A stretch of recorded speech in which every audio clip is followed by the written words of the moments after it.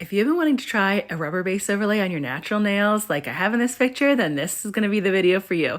What's up, nail crew? It's Nicole, your fellow nail obsessed DIYer. Today we are doing just that, a rubber base only overlay on my natural nails. I have Efiled off almost all of the builder gel that I had on my nails previously. There might be a teeny little bit left, but I want to get as much off as possible so I can show you how to do the rubber base overlay on just your natural nails. Now, I had already prepped my nails, so I went through and I removed the excess cuticle off them. I roughed them up to make sure that there was no shine left. And then I went and I applied Dehydrator over my entire nail.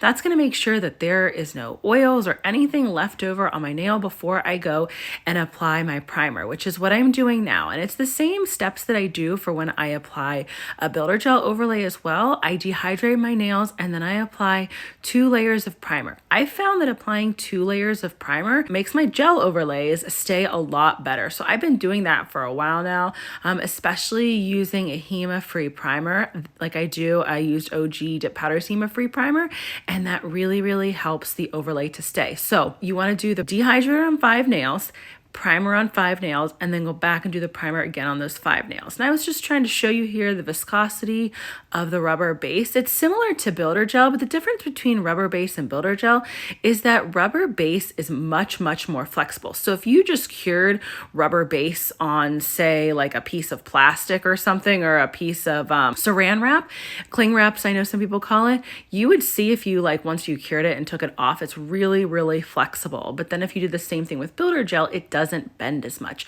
So rubber base can sometimes be a lot better for people with thin, flexible nails, while builder gel is sometimes better for people with thicker nails that are flat. Now, my natural nails are a little bit thicker, but they can be a little bendy. So I've honestly had success with both rubber base and builder gel. And the application is similar on rubber base as it is with builder gel. This one that I'm using is called I Can See Clearly Now. It's a newer one that just came out from OG Dip Powder. I absolutely love it. It's still Hema free because I only use Hema free gels now. I want to keep the possibility of a gel allergy as low as possible. So using Hema free gels is one way, and using like really high quality that don't have tons of ingredients, and also not getting any gel on your skin. Those are all ways to ensure that you're going to give yourself the best possible chance to not have a gel allergy. So when you're doing a rubber base overlay, you want to apply a slip layer over your entire nail. A slip layer is a really thin layer that you don't cure, and you apply that over your entire nail, and then you take a bead of the rubber base, apply it towards the back of your nail, like not quite at your cuticles, and then float it down your nail. Now, the difference between the rubber base and the builder gel is the builder gel is a lot more self-leveling. Rubber base does not self-level like the builder gel does. You have to pay a lot more attention to where you're putting the apex on your rubber base. This is what I found. I can be a little bit more lenient where I put the apex when I'm using builder gel, because it just kind of flows to the natural apex spot when you flip your nail over. When you're doing rubber base, it does not move as much, at least in my experience. So I use a small nail art brush after I've done the main application to go back through and pull the rubber base back towards my apex to be in the right position. So the apex is the highest point of your nail, and you want it to be where your nail makes a little white mark if you press on the tip. So if I pressed on the tip of one of my nails towards the middle of my nail, it would make a little like kind of white mark. That is where you want your apex to be. If you're struggling with where to put your apex, that's how you can test and see where you do it. Just press down the very edge of like the tip of your nail, and then it'll make like a little white bump as you're pressing down. That's where you want your apex to be. So you apply your slip layer, and then you put your bead of rubber base towards the back of your nail and float it down the center, and then pull it to the sides. And I like to cap my edges as well to make sure that I don't get peeling off my edges from the rubber base. Then I go through and I take my little nail art brush and I make sure that I get it into all the corners. And when I'm doing rubber base on my nails that are this long, I do 2 coats on each nail. And you only have to do the slip layer on the first one, but I like to make sure that I always do a slip layer now. I found that it's so much easier to apply rubber base and builder gel when you're doing a slip layer. I never used to do it. I probably think I started like maybe a year and a half or so ago, 2 years ago.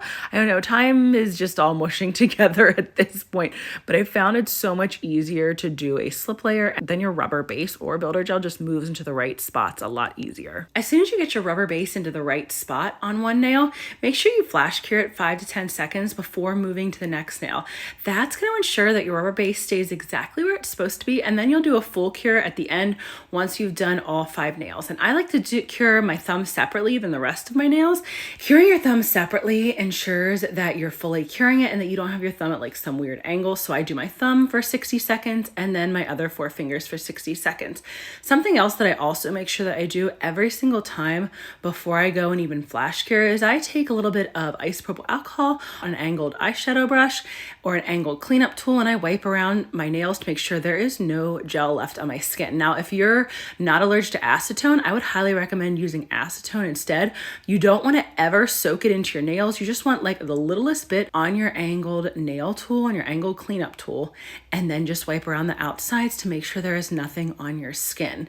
That is going to keep you from curing any gel on your skin. So we definitely don't want to do that. That's something that can cause allergies. So once you've finished curing all your nails, you can spray them with isopropyl alcohol. Then I like to go through with a flexible file or a buffing block and just make sure that the rubber base is nice and smooth, that I didn't make it uneven anywhere, because it doesn't self-level as much as builder gel, but I still do this same step for builder gel. I like to buff it really, really smooth, and especially because I use peel base directly over the rubber base that's been smoothed out. And then I go through and I fix up my shaping to make sure that it didn't get wonky at all from after applying the rubber base. If you are not ready to try a rubber base overlay and you want to keep up with your builder gel overlays and need some help with that, then make sure you check out this next video. I'm going to go over how to do a builder gel overlay from start to finish. Thanks so much for joining me today, nail crew.